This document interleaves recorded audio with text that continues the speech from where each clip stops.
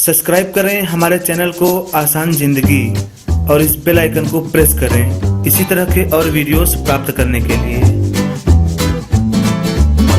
नमस्कार, मैं शारदा पांडे आसान जिंदगी के इस एपिसोड में आपका स्वागत करती हूँ।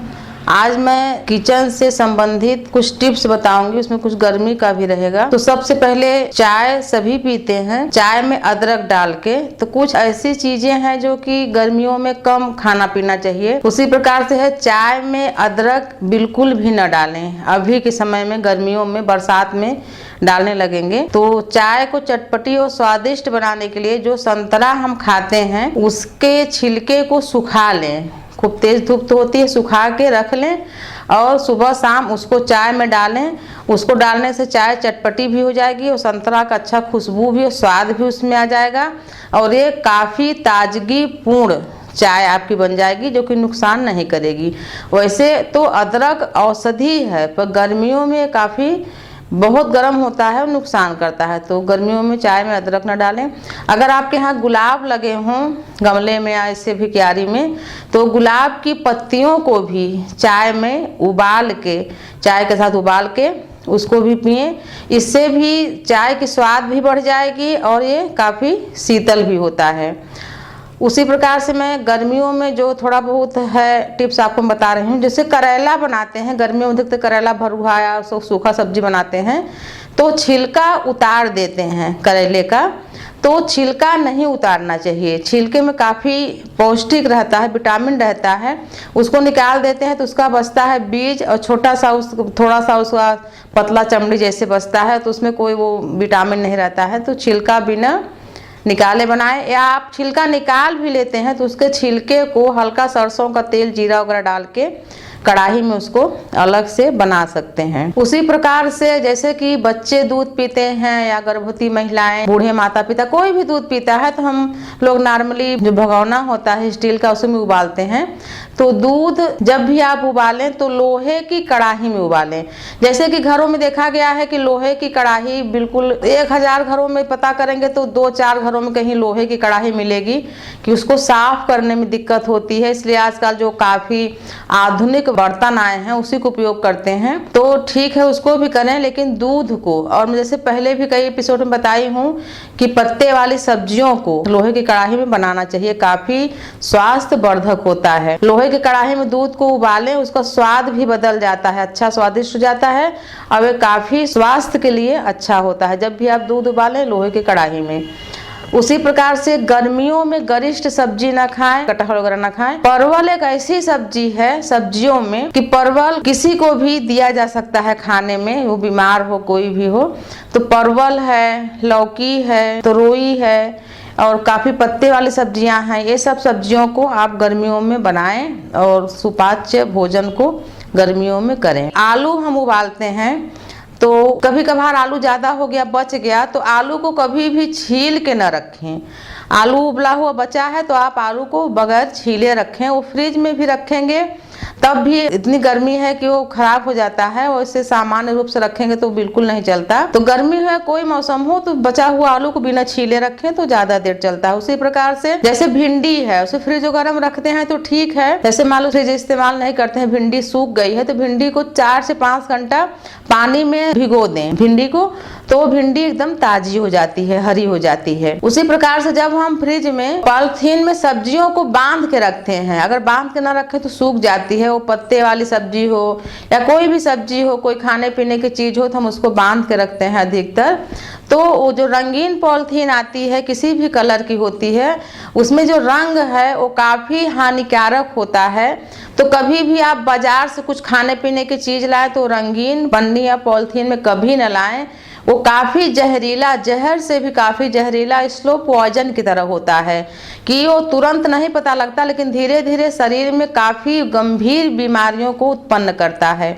तो ये रंगीन पॉलिथीन कभी भी बाजार से, ऐसे हम कभी कुछ भी खरीदते हैं, समोसा वमोसा चटनी वगैरह, आज मटर जो देते हैं, छोला वगैरह उसी में डाल के दे देते हैं, तो आप ऐसे दुकानों से कभी मत लाएं ऐसे पन्नी में या पॉलिथीन में।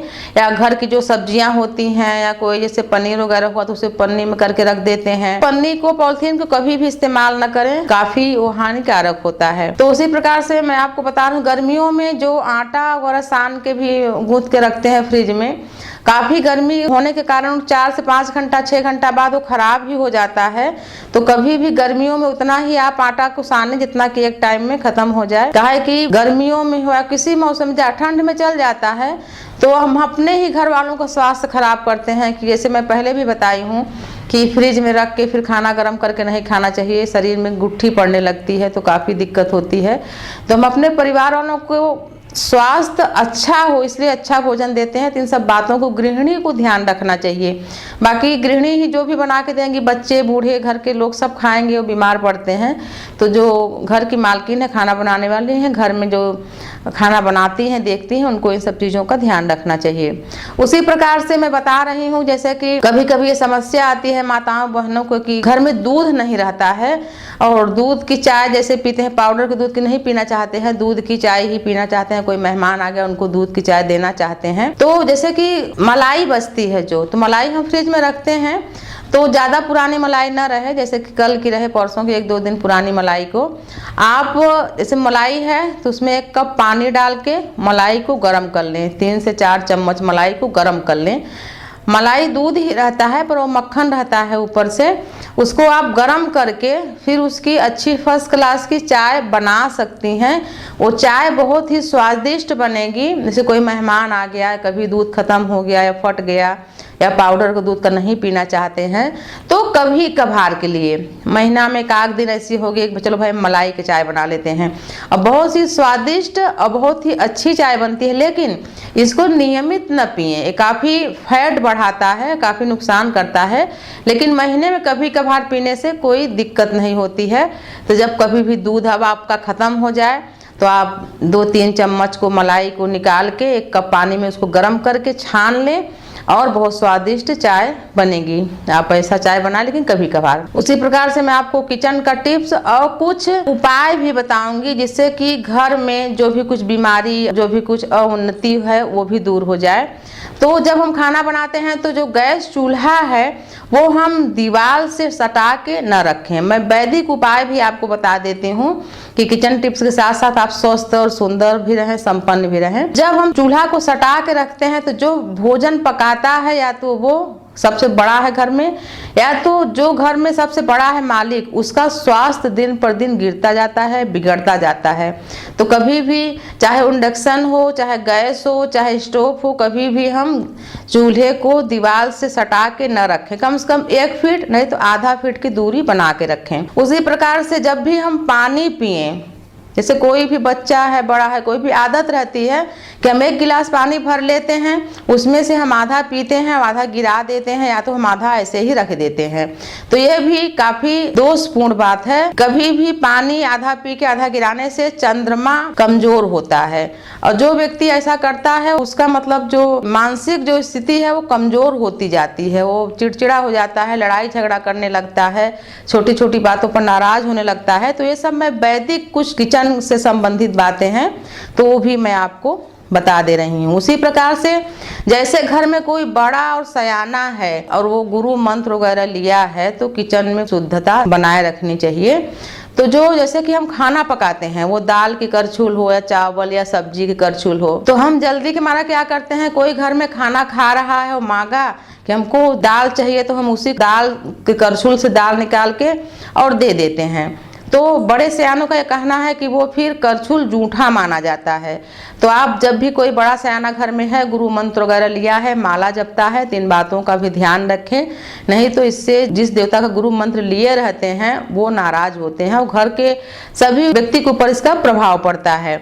तो जब भी आप किसी को खाना दें तो किसी कटोरी में निकाल के उनको दे दें। जैसे कि हम लोग भी बचपन में देखते थे कि ऐसे कोई भंडारा वगैरह भी होता था, जो खाना बांटने के लिए निकाला जाता था वो वापस भंडारे में नहीं रखा जाता था, उसको बाहर ही रखते थे। उसी प्रकार से किचन का जो कपड़ा होता है जिससे हम बर्तन पकड़ते हैं, उतारते हैं, तो तो उसको भी रोज ही धो लेना चाहिए। उनको लिए बता रही हूँ जिनके यहाँ बड़े सयाने माला जपते हैं और गुरु मंत्र लिए हैं, ये उनके लिए है। बाकी हम सामान्य बच्चे हैं, पति हैं, तो ना भी करें ऐसा, सफाई तो कोई बात नहीं, लेकिन जिनके यहाँ माला जपते हैं उनके लिए ऐसा करें कि किचन का कपड़ा जो पकड़ने वाला है उसको धो के रोज ही धोएं, जैसे हम बाकी बर्तन वगैरह धोते हैं। जिस मौसम में हम जी रहे हैं उसी मौसम का सब्जी फल खाना चाहिए। फिर भी जैसे आप पत्ता गोभी या फूल गोभी इन गर्मियों में या बरसात में बनाते हैं तो थोड़ा कड़ा हो जाता है, तो थोड़ा उसको उबाल के बनाए, उसमें कीड़े वगैरह भी रहते हैं। उसी प्रकार से पत्ता गोभी जो है, पत्ता गोभी के बारे में आपको बता रही हूँ। जैसे कि हम क्या सोचते हैं कि पत्ता गोभी तो बंद है, एक दो पत्ता उसका ऊपर का निकाल लिए, ऊपर से धो लिए और सब्जी को काट के बना लेते हैं। लेकिन हम आपको बता रहे हैं कि पत्ता गोभी जब छोटा होता है तो उसका छोटा सा बनता है वो नीचे गोला, तो उसको कीड़ों से बचाने के लिए उसके छोटे से लेकर बड़े होने तक कम से कम 4 से 5 बार उसमें दवाइयाँ छिड़की जाती हैं और उस पर लेयर पर लेयर पत्ता चढ़ा जाता है और दवाइयाँ उसी में बंद होती चली जाती हैं। और उसके बाद वो जब बड़ा हो जाता है, इसीलिए वो पत्ता गोभी सुरक्षित रहता है कि अगर उसमें केमिकल वाली दवाइयाँ न छिड़कें तो बढ़ेगा ही नहीं, यानी कि कीड़े लग जाएंगे बीच बीच में। कभी कभार आप देखते भी होंगे पत्ता गोभी के ऊपर वाले भाग में कीड़े लग जाते हैं। उसी प्रकार से अगर दवाइयाँ न छिड़के तो जब पत्ता गोभी बढ़ना शुरू होता है तो काफ़ी उसका नरम पत्ती होती है तो कीड़े खा लेते हैं। इसलिए किसान हैं जो, तो वो बार बार दवाइयों को छिड़कते हैं। हमारे जैसे कि घर में भी लगाते हैं गांव में, तो वो लोग भी ऐसे ही करते हैं उसको बचाने के लिए। तो ये काफ़ी हानिकारक, उसमें आप कभी धोओगे तो उसमें चिकना चिकना पाउडर जैसे लगता है, निकलता है, तो वो काफ़ी हानिकारक होता है। तो आप जब भी अब पत्ता गोभी बनाएं तो ये सोच के ना बनाएं कि हम ऊपर का 1-2 पत्ता निकाल लें और ऊपर से धो के सब्जी को काट के सीधे छौंक दें, ऐसा आप कभी ना करें। ऊपर का भी पत्ता निकालें और सब्जी को बारीक काटने के बाद कम से कम 2-3 बार हाथ से रगड़ रगड़ के उसको धो के छान के तब बनाएं। उसी प्रकार से प्याज, जैसे हम प्याज काटते हैं, ऐसे कोई शादी है, ब्याह है, कोई उत्सव है, घर में ही कोई मेहमान आए, तो जब प्याज हम काटते हैं तो घर का वो कमरा और आजू बाजू में जितने भी कमरे रहते हैं उसमें प्याज का गंध फैल जाता है। और अगर पंखा वगैरह चला के प्याज काटते हैं तो जितने लोग बैठे रहते हैं सबके आंखों में आंसू आ जाता है, यानी आंख से पानी निकलने लगता है। तो आप पंखा चलाकर भी प्याज काट सकते हैं। अगर ज़्यादा या कम है तो कोई बात नहीं, काट के तुरंत बना ले। लेकिन अगर कहीं भी ज़्यादा प्याज काटना है तो प्याज आप जब भी काटें या प्याज को छील के रखना है, ढक के रखें, तब भी गंध आता है। गंध ना आए और आँख में न लगे, इसके लिए मैं आपको बता रही हूँ कि प्याज जब भी काटें, पंखा वगैरह सब चलाए रहे कोई नहीं होता, प्याज को पानी में काटें। जब भी आप प्याज काटें तो पानी में काटें, तो ज़्यादा देर तक रखने पर भी वो गंध घर में किसी को नहीं पता लगेगा कि हाँ प्याज कटा है। कटते समय थोड़ा बहुत गंध रहेगा। और जब आपको प्याज को मतलब बनाना हो सब्जी, तो किसी बांस की, आजकल डलिया आई हैं जो ये प्लास्टिक की, इसमें छान लें। छानने के बाद उसको कुछ देर रख दें। वैसे भी प्याज में पानी ही रहता है, थोड़ा सा और चिड़चिड़ाएगा तेल में, उसको डाल के आप सब्जी बनाएं। जैसे कि भगवान जी का कमरा वगैरह रहता है, अलग भी कमरा रहता है, फिर भी हम प्याज काटते हैं तो पूरे कमरे में गंध आता है। तो आप अगली बार जब भी प्याज काटें तो पानी में काटें और पानी में उसको रहने दें। जब छौंकना हो तो डलिया में पसा के थोड़ी देर उसको बाहर रखें, फिर छौंक के बनाएं। उसी प्रकार से जैसे हर व्यक्ति को फूल पौधे का शौक रहता है, उसके घर में गमले में, क्यारी में फूल पौधे लगे रहते हैं, तो गर्मियों में पानी का कमी रहता है, पानी कम रहता है। तो जो हम रसोई से काम करते हैं वो पानी बचता है। जैसे हम चावल धोए, दाल धोए, सब्जी धोए, या हम खुद हाथ वगैरह धो के पानी, तो कम से कम 1 बाल्टी पानी, यानी कि 10 से 15 लीटर पानी इन सब चीजों में रोज रसोई से निकलता है। ये पानी पौधों को नुकसान भी नहीं करेगा। जैसे कपड़ा धोने वाला पानी जो होता है, निरमा वाला, उनको पेड़ पौधा में नहीं डालना चाहिए, वो काफी तेज होता है।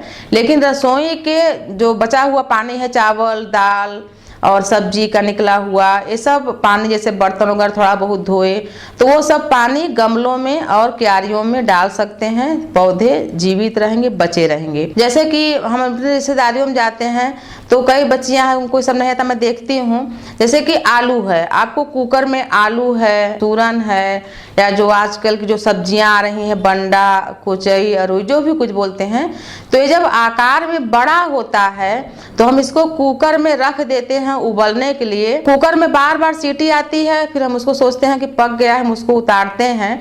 जैसे कंद हो गई बड़ी, तो कंद तो काफी नरम होता है, पक जाता है, तो हम उसको उतारते हैं। बाकी आजकल की गर्मियों की आलू काफी कड़ी होती है, तो बड़ी आलू रखो कुकर में तो नहीं पक पाता।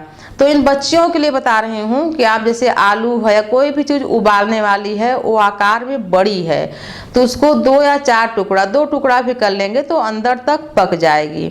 जब भी हम कुकर में कोई चीज़ उबालें, यानी कि उबालने वाली चीज़, तो उसमें पानी फुल ना भरें, यानी कि बहुत पूरा ना भरें, कम ही डालें कि वो चीज़ जो हम डालें हैं वो डूबा रहे, उसके ऊपर पानी ना रहे। कुकर में जब भी कोई चीज़ थोड़ी रहे, यानी कि जब कोई चीज़ कम है या दाल हो, कुछ भी चीज़ हो, तो उसको कम आंच में पकाएं, नहीं तो बार बार सीटी आएगी, आप उसको खोल के देखोगे तो कच्चा ही रहेगा। कम आंच में पकाने से धीरे से अंदर तक कोई भी सब्जी हो, कोई वो हो, तो वो पक जाता है। तो मैं आपको किचन टिप्स बता रही हूँ, ये उन बच्चियों के लिए काफ़ी उपयोगी होगा जो हॉस्टल वगैरह में हैं, या हॉस्टल से पढ़ाई करके सीधे शादी हो गया और मतलब ससुराल चली गई, उनको कोई नहीं बता पाया। तो मैं आपको थोड़ी बहुत जो हमारे पास जानकारी थी किचन टिप्स में, वो आपको मैं दी हूँ। ऐसे ही जानकारी आगे के वीडियो में दूंगी, तो आप देखते रहिए आसान जिंदगी। तब तक के लिए नमस्कार।